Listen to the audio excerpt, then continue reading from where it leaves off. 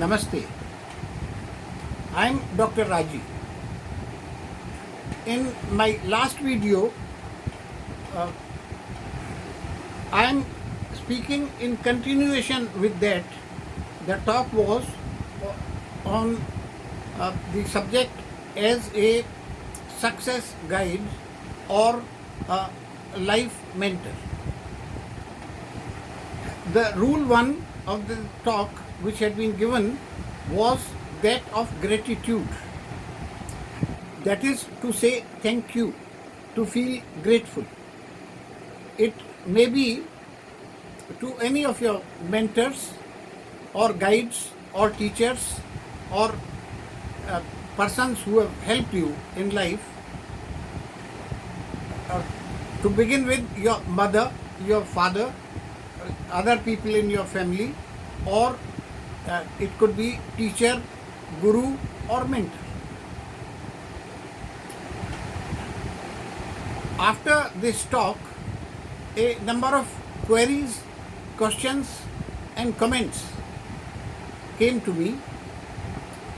The first question was from a businessman. He says that he is the owner of 3 good restaurants. Because of coronavirus having come in, his 3 restaurants have been closed down for last about 4 months. He is liable to pay salary to his employees. Also, he has to pay rent and other expenses required of him. When their restaurants are closed, how can he arrange to do that? He is in distress and he has requested what he should do. The second question has come from a senior executive from a travel agency. Now he is out of job because the travel agency which he was working for has been closed down. It is all because of the coronavirus problem. For last 4 months, he doesn't know what to do. He has responsibilities and expenses due to his high standard of living, his lifestyle. Then he has the responsibility of looking after his old mother and father. In addition to this, he has got an estranged wife and he is required to pay almost 50% of his salary to the estranged wife. If he doesn't do that, then it is obvious the situation will lead to further litigation with his wife. He is in great distress because of all this, and he wants, his question is, what should I do? Now, the third query, I should call it a comment, and it happens to be a negative comment. And this gentleman feels that the theory of having a life mentor or a guru, it is old, it is outdated, it is not applicable at all in Kali Yuga. In the present era, even your children, they do not listen to the mother and father, and they decide on their own what to do. When particularly they attain the age of 18 years, they say that they are independent and they do not need to be guided by their teachers, by parents, by gurus, and they don't require a mentor. Therefore, in the present era, he is strongly feeling that the idea of having a mentor or having a guru or even listening to the parents should be totally condemned and given up. Each person is responsible for himself or herself and should look after and have his own way in life, whatever he thinks best. Now, while I was contemplating on question number 1 and question number 2, this third comment, which very strongly says that the idea of having a guide or a mentor is completely outdated, I thought over this, and I feel, let me speak to you on this particular issue. I'll start with a story which is a true story, and from that story it is worthwhile to learn some lessons. It is when I was a cadet at the National Defence Academy. I had a very near and dear one friend. He was a naval cadet. He was very brilliant, very sincere, very hardworking, and very sensitive and emotional. We, after dinner, used to walk together for a couple of minutes and discuss various things and our feelings and some private personal issues, and I found that he was a exceptionally good person. Now, I met him again after a couple of years, and the meeting was where I happened to meet him was in the officers' waiting room of the INS Hamla MI room.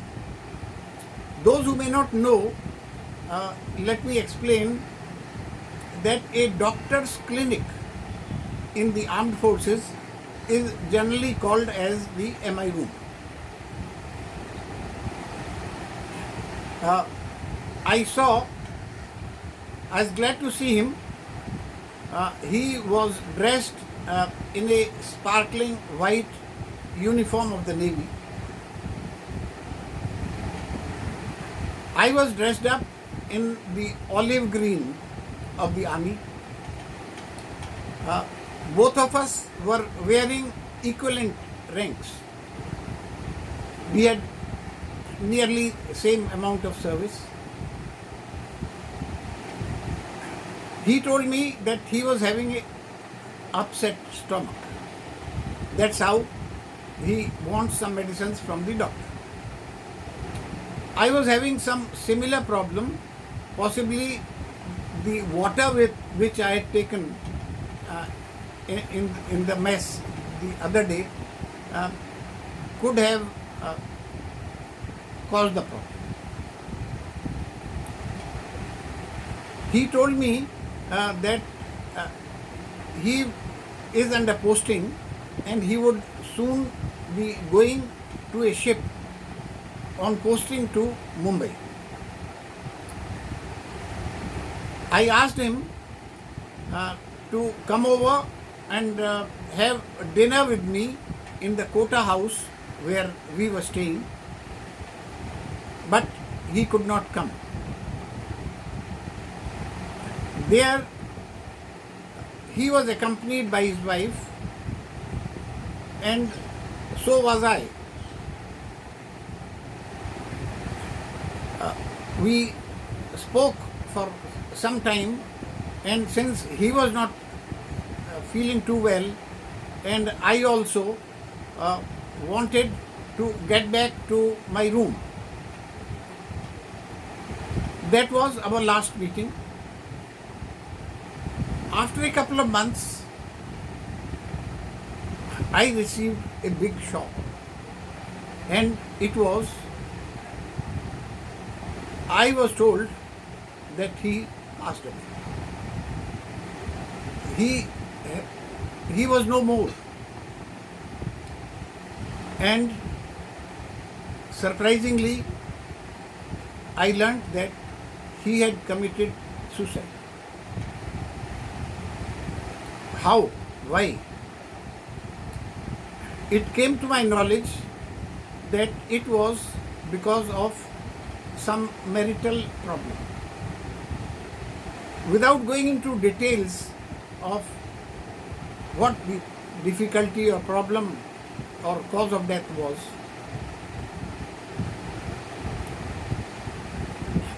now I think why it happened. It should not have happened. It happened because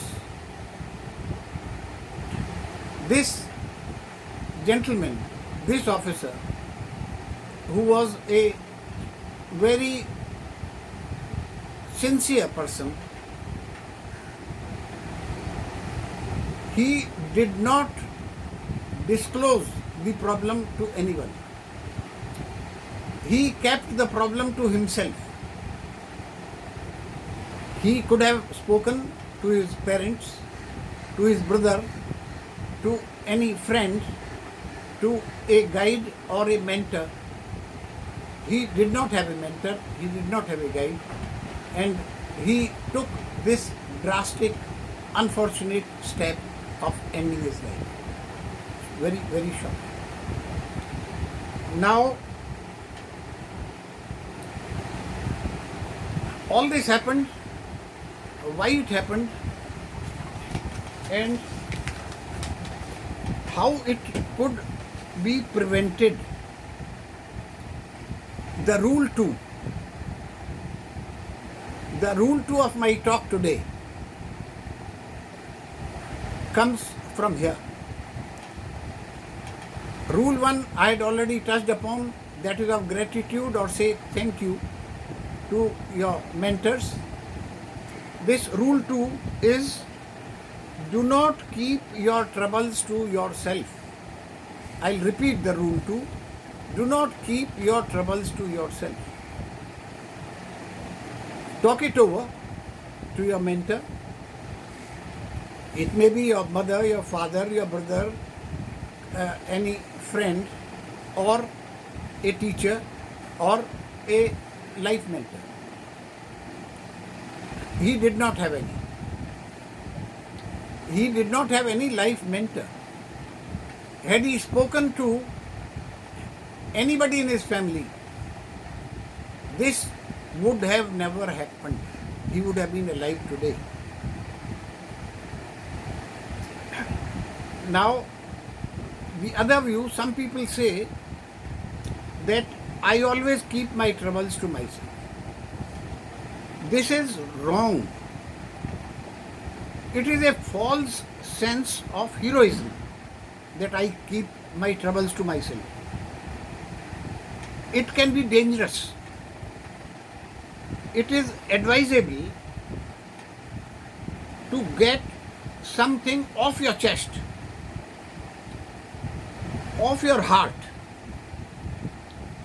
Your heart is the center of emotional life. The heart must be relieved of the problem. You have to change the destructive thoughts with healthy thoughts.